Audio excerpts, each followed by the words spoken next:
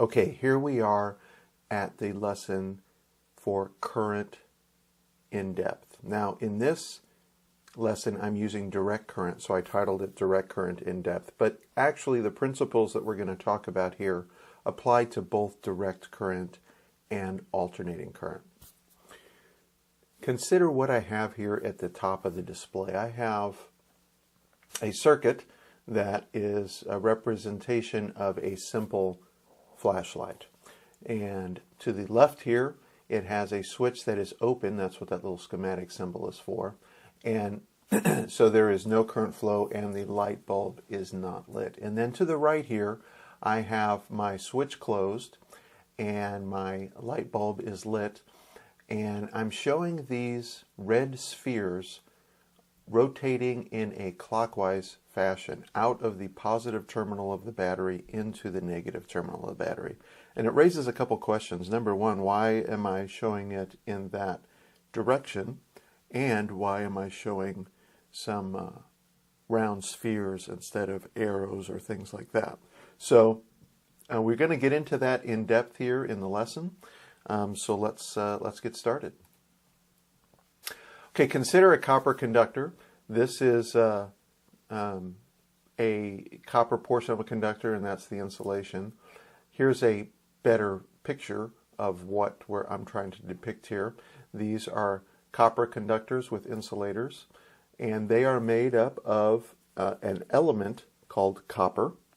In fact, copper has many different isotopes. Now, don't get hung up on the term isotope. It just has many different types. And we use a specific type called copper 63, and we'll get into why it's called 63. But it is a stable version of copper, and that's the important thing to know. So here to the left is a copper atom. And atoms are made up of a nucleus. And in the nucleus here, I have protons and neutrons collected together. The protons are in red and the neutrons are in blue there. And the protons are positively charged. Neutrons have no charge, so they're considered neutral. And for a stable copper atom, we would have 29 positive protons in that nucleus. And we have 34 neutrons in copper 63. In fact, if you add those two numbers together, 29 and 34, you get the number 63 and some change. And that's why it's called copper 63. Other isotopes or other varieties of copper would have different numerical values there, but this is all we're really concerned with is the stable version of copper. And then these black spheres are around the outside. The ring is to denote that those are actually flying around the outside of the nucleus, are negative in charge. And for this to be a stable, balanced atom, we would have the same number of electrons as we do protons. So a stable atom of copper would have 29 electrons.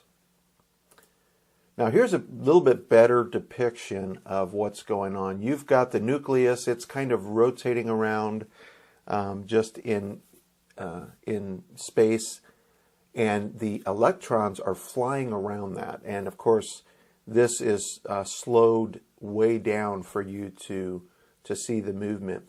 But these little halos that they're showing is more like what you would see under a high-powered microscope. You would just basically see a cloud because they're traveling so quickly. And there are different rings of these, like I'm depicting over here. Some are closer and more tightly bound to the nucleus, and some are farther away and more loosely bound to the nucleus. And this one here on the outside for copper is called a valence electron, and that is the one that copper likes to easily share. And it's used for covalent bonds with other materials, but in electricity it's also used as movement of electricity in a wire.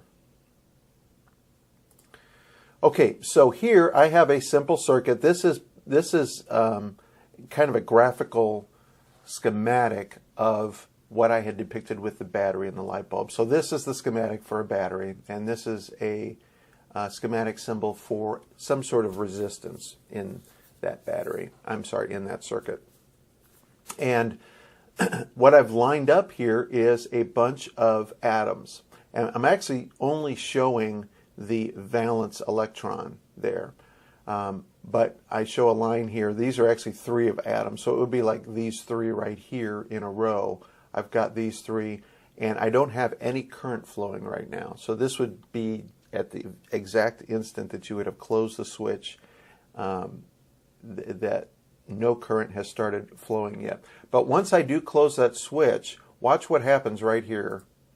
That valence electron here gets pulled away by the battery. Remember, opposite charges are attracted to one another. So this is the positive terminal of the battery here, and it saw in that copper wire, hey, there's an electron there that I can grab, and it pulled it into the battery. So now this guy has 28 electrons, still has 29 protons, but all atoms want to be stable. So what it does is it looks next door right here and said, hey, you've got a loosely bonded electron, and I'm going to take that from you. And he pulled that electron over to his atom.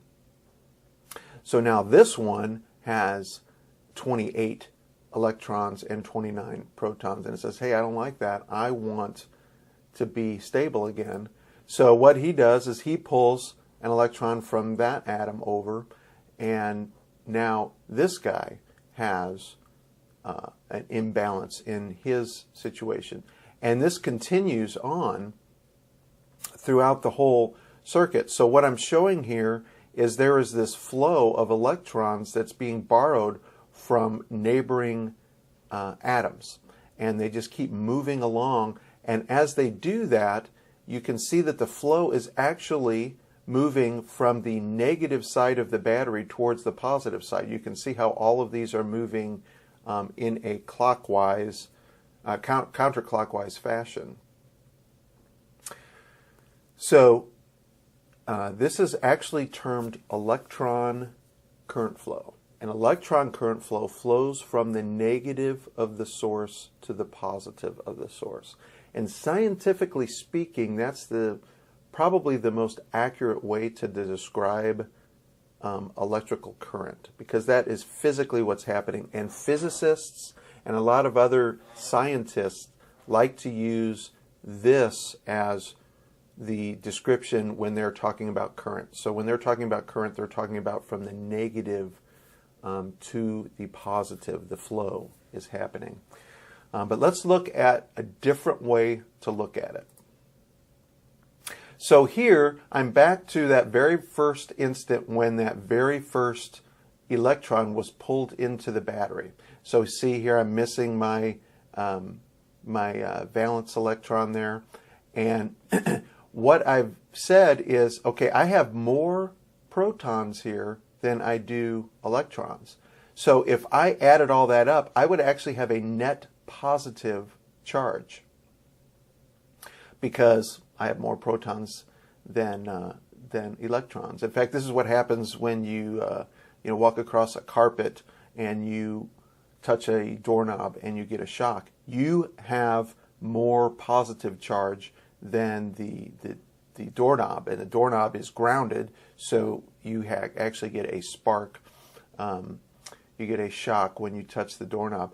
This is similar. So this right here is a positively charged atom, but it does not want to be that way. So it borrowed that electron from its neighbor. Well, now he's positive. And if we go to the next one, he borrowed the electron from his neighbor, so he's positive. So you can see that this positive, this accumulative positive charge is moving around the circuit, but it's moving from the positive terminal of the battery to the negative terminal of the battery. So I show here with a red sphere, because that's the color that I'm showing for my protons, that a positively charged atom is moving in that direction, or at least the existence of a positively charged atom is moving from the positive terminal of the battery to the negative terminal of the battery. And in doing so, this plus sign moving across the screen is just showing that the essence of a positive charge is moving from left to right, even though electrons are moving from right to left on the screen here. And a lot of people term this hole flow. It's the hole that's left behind by an electron leaving an atom. So the hole that's moving around this circle that's left behind is this red sphere, and it is moving from the positive of the source to the negative of the source. Okay, so two completely different ways of looking at electrical current. So why in the beginning did I show these red spheres coming out of the positive side of the battery and going to the negative side of the battery? Well, it stems back here to Benjamin Franklin. He noted that there were two different ways of looking at electrical current. And he also noted that it's very dangerous to be communicating the direction of current flow, and if it is not understood that one person may be talking as it pertains from negative to positive and the other one from positive to negative, that people could get confused and it could be a dangerous situation. So he wanted to create a convention. He said, I want just to establish a convention to say this is the direction that current is going to flow. And his convention stated that current would flow from the positive of a source to the negative of a source. And for this reason today we call this conventional current flow. And it was back to Benjamin Franklin who said, let's make that a convention, and that's why we use the term conventional current flow. When we work in industry, in the electrical field, and I'm talking about power, so electricians, when we do electrical automation, control systems, whenever we talk about current, we're always talking about conventional current, and therefore we're talking about current that flows from the positive of the source to the negative of the source. So to conclude, current flow can be described in either direction. It can be from the negative or to the positive, or from the positive to the negative. The term conventional current flow is from the positive to the negative, and conventional current flow is what is used universally in the electrical control industry. So back to that very first slide, the reason why I showed the battery with the spheres flowing from the positive terminal to the negative terminals, that is an industry standard, and that is the way that most people describe current flow. Hope you enjoyed that lesson. We'll see you for the next one.